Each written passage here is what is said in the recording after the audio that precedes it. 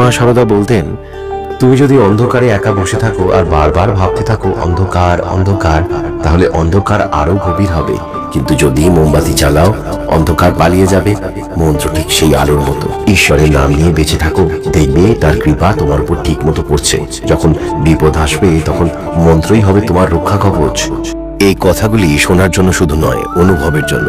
মা সারদার কৃপায় যাদের জীবন বদলেছে তারা জানেন কিভাবে একটা ফাঁকা পেট, খালি ঘর, নিঃস্ব হৃদয় মায়ের আশীর্বাদে ধীরে ধীরে পূর্ণ হয়ে যায়। দিনের যে কোনো সময়, যখনই কষ্টে থাকি, যখনই দুঃখে মনটা ভরে যায়, এই কথাটি বলে সব স্বপ্ন, ইচ্ছে মা সারদার পায়ে সঁপে দিন। মায়ের নাম, তার সেই অদৃশ্য ভালোবাসা আমাদের সকল কষ্টের অবসান করে, সব ইচ্ছে পূরণ করে। এই পৃথিবীর সকল কষ্টের মাঝে মা সারদার মমতাময়ী ডাক আমাদের জীবনের একমাত্র আশ্রয়। একবার বলে দেখুন না, আপনার হৃদয় ভরে উঠবে মায়ের কৃপায়। এক বিকেলের কথা, দক্ষিণেশ্বরের নীরব গঙ্গা তীর। মন্দির চত্বরে এক প্রকার শান্তি বিরাজ করছে। শ্রী রামকৃষ্ণদেব ঠাকুর বাড়ির দক্ষিণ বারান্দায় বসে আছেন। মা সারদা ভিতরে পুজোর ফুল গুছিয়ে নিচ্ছেন। শিষ্য অমূল্য, যিনি সদ্য এসছেন ঠাকুরের সান্নিধ্যে, বিষণ্ণ মুখে এসে বসলেন ঠাকুরের সামনে। ঠাকুর রামকৃষ্ণদেব অমূল্যর দিকে তাকিয়ে বললেন, কি রে, তোর মুখ শুকনো দেখাচ্ছে কেন? কষ্টে আছিস বুঝি? অমূল্য ভক্তি ভরে মাথা নিচু করে বললেন, ঠাকুর, অর্থকষ্ট আমাকে গ্রাস করছে। সংসারের চাপ আর টানতে পারছি না। ভয়ও আমাকে ছাড়খাড় করে দিচ্ছে। জীবনের সমস্ত আশা যেন ফুরিয়ে গেছে। কি করি ঠাকুর, কি করি? শুনে ঠাকুর শ্রী রামকৃষ্ণদেব একটু হেসে বললেন, এ তো তুই শুধু নিজের ওপর ভরসা করছিস বলেই হচ্ছে। ভরসা রাখিস না কেন তার নামে? অমূল্য কিং কর্তব্য বিমূঢ় বললেন, কিন্তু ঠাকুর, আমি কি করব? কিভাবে তার কৃপা পাবো? ঠিক সে সময় তখনই মা সারদা এসে উপস্থিত হলেন। তার মুখে শান্তি ও করুণা একসঙ্গে জলজল করছে। তিনি বললেন, অমূল্য, জীবনে যদি কোনো অভাব হয় তবে একটা কাজ করো, শুদ্ধ মনে ভোরবেলায় উঠে এই মন্ত্রটি জপ করো। অমূল্য ভুরু কুঁচকে বললেন, এই মন্ত্র কি সত্যি আমার কষ্ট দূর হবে মা? মা সারদা হেসে বললেন, মন্ত্র জপ করলেই কি হবে? তার সঙ্গে চাই ভক্তি আর বিশ্বাস। যেমন ভোরের প্রথম আলো সমস্ত অন্ধকার দূর করে, ঠিক তেমনি এই মন্ত্র তোমার জীবন থেকে অভাব আর ভয় মুছে দেবে। তবে মনে রাখতে হবে, মন যেন সঠিক পথে থাকে। ঠাকুর শ্রী রামকৃষ্ণদেব বললেন, দেখ অমূল্য, মা যা বললেন তা ঠিক। আমাদের জীবনে সব সমস্যার আসল কারণ হলো ভ্রান্তি আর ভয়। আর এই মন্ত্রের মানে কি জানিস? নিজের সব ভার তার উপর ছেড়ে দেওয়া। ভাববি তুই তোর সব কষ্ট ভগবানকে দিয়ে দিয়েছিস, এরপর দেখবি তোর জীবনে শান্তি ফিরে আসবেই। অমূল্য কিছুটা সংশয় বলল, কিন্তু ঠাকুর, এই মন্ত্র জপ করলে কি সব সমস্যার সমাধান হয়? ঠাকুর হাসতে হাসতে বললেন, জপ করেই দেখ না, না ফল পেলে আমাকে বলিস। তবে একটা কথা বলি, জপের সময় অন্য কোনো দিকে মন গেলে চলবে না। মন দিয়ে করবি, ভোরের সময় শুদ্ধ মনে। মা সারদা বললেন, শুধু অর্থ কষ্ট বা ভয় নয়, এই মন্ত্র তোমার আত্মাকে পরিশুদ্ধ করবে। ঈশ্বরের কৃপা হলে অভাব কখনোই তোমার ঘরে থাকবে না। এরপর অমূল্য প্রতিদিন ভোরবেলা উঠেই শুদ্ধ মনে এই মন্ত্র জপ করতে লাগলো। কয়েক মাসের মধ্যে তার সংসারের অবস্থার উন্নতি হতে শুরু করলো। অর্থাভাব দূর হলো। তার চেয়েও বড় কথা, তার মনে এক অনির্বচনীয় শান্তি নেমে এলো। মন্ত্রটি হলো ওম নমো নারায়ণা।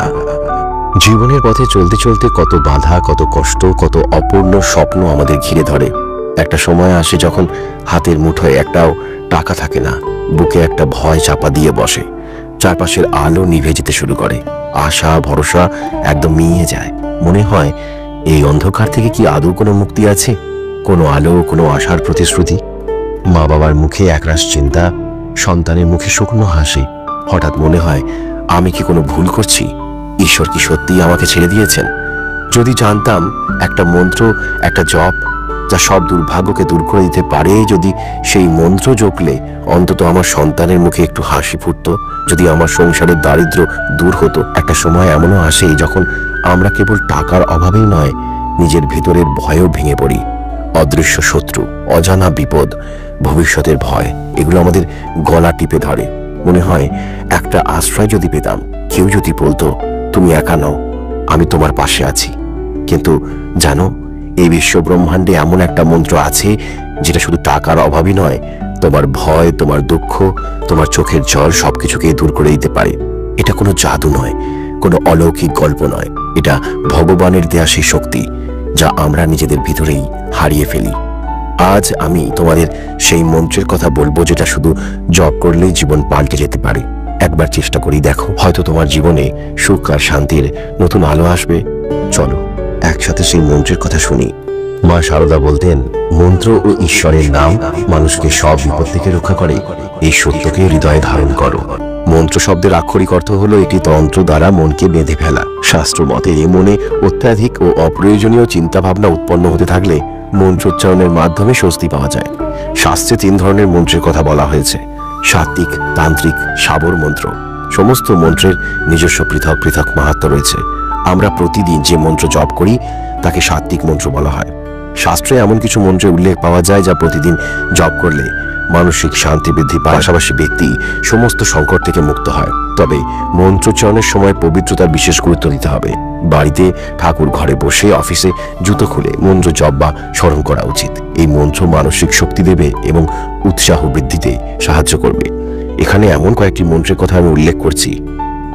1. ক্লেশ নাশক মন্ত্র। কৃষ্ণায় বাসুদেবায় হরায় পরমাত্মনে প্রণাত ক্লেশ নাশায় গোবিন্দায় নমো নমঃ। প্রতিদিন এই মন্ত্র জপ করলে কলহ দূর হয় এবং পরিবারের শান্তি স্থাপিত হয়। 2. শান্তিদায়ক মন্ত্র। শ্রীরাম জয় রাম জয় জয় রাম। এই মন্ত্র নিয়মিত জপ করলে মনে শান্তির বাস হয়, ব্যক্তি চিন্তামুক্ত হয় এবং মস্তিষ্ক শান্ত হয়। 3. চিন্তামুক্তি মন্ত্র। ওম নমঃ শিবায়। নিয়মিত এই মন্ত্র জপ করলে ব্যক্তি চিন্তামুক্ত জীবনযাপন করতে পারে। জীবনে শান্তি ও শীতলতা প্রদান করেন এই মন্ত্র। শিবলিঙ্গে জল ও বেলপাতা অর্পণের সময় রুদ্রাক্ষের মালা দিয়ে 1 মালা এই মন্ত্র জপ করুন। 3 শব্দের এই মন্ত্রটি আসলে মহামন্ত্র। 4. সংকটমোচন মন্ত্র। ওম হং হনুমতে নমঃ। মনে কোনো ধরনের ভয়, আশঙ্কা থাকলে প্রতিদিন এই মন্ত্র জপ করুন। এর ফলে ভয়মুক্ত থাকবেন, সমস্ত কাজে সাফল্য লাভ করবেন। এই মন্ত্রের প্রভাবে ব্যক্তির আত্মবিশ্বাস বাড়ে। 5.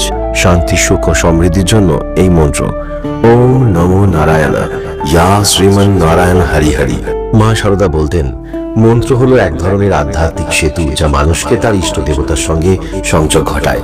শুদ্ধ মনে নিবিড় বিশ্বাস নিয়ে মন্ত্র জপ করলে মানুষের মন বিশুদ্ধ হয়, কর্মে শান্তি আসে এবং জীবনের সমস্ত বাধা কাটিয়ে ওঠার শক্তি অর্জিত হয়। মা শারদা বলতেন, জপ করো, নাম করো। তোমার মন যখন বিক্ষিপ্ত, ঈশ্বরের নাম নাও। যখন মন শান্ত হবে তখন দেখবে সমস্ত চিন্তা ধুয়ে গেছে। মন্ত্র মানে ঈশ্বরের নাম। নামের মধ্যে এমন শক্তি আছে যা সমস্ত বাধা দূর করতে পারে। যদি বিশ্বাসের সঙ্গে নাম জপ করো তাহলে দেখবে প্রতিটি সমস্যা আপনা আপনি মিটে গেছে। জীবনটা বড় অদ্ভুত, সব দুঃখের খেলাঘর যেন। আমরা সবাই সুখ খুঁজি, সমাধান খুঁজি, কিন্তু কজনই বা খুঁজে পাই তা? যখন রাত গভীর হয়, একলা ঘরে নীরবতায় চোখের পাতা ভিজে ওঠে, তখন কি মনে হয় না কেন আমার জীবন এত কঠিন? মা শারদা বলতেন, ভগবানের কাছে চাইতে দ্বিধা করো না, কিন্তু মনে রেখো তার কাছে চাওয়া মানে নিজের সমস্ত দুঃখ কষ্ট তার হাতে সঁপে দেওয়া। ভগবানের সঙ্গে আমাদের সম্পর্ক শুধু চাওয়া পাওয়ার মধ্যে সীমাবদ্ধ নয়, এটি এক অন্তরঙ্গ সম্পর্ক যেখানে আমরা আমাদের হৃদয় উজাড় করে দিতে পারি। মা শারদা বিশ্বাস করতেন, প্রতিটি আত্মার মধ্যে একটি অতীন্দ্রিয় শক্তি রয়েছে যা ভগবানের সঙ্গে আমাদের সংযোগ ঘটাতে পারে। যদি একাগ্র চিত্তে নিজের ইচ্ছা ভগবানের পায়ে অর্পণ করতে পারো, তবে তিনি সেটিকে কখনোই ব্যর্থ হতে দেবেন না। মা শারদা বলতেন, যদি কোনো জপ বা পুজো করতে না পারো তবে মন থেকে একবার ভগবানের নাম নাও। সেই নামই তোমার সমস্ত সমস্যার সমাধান দেবে।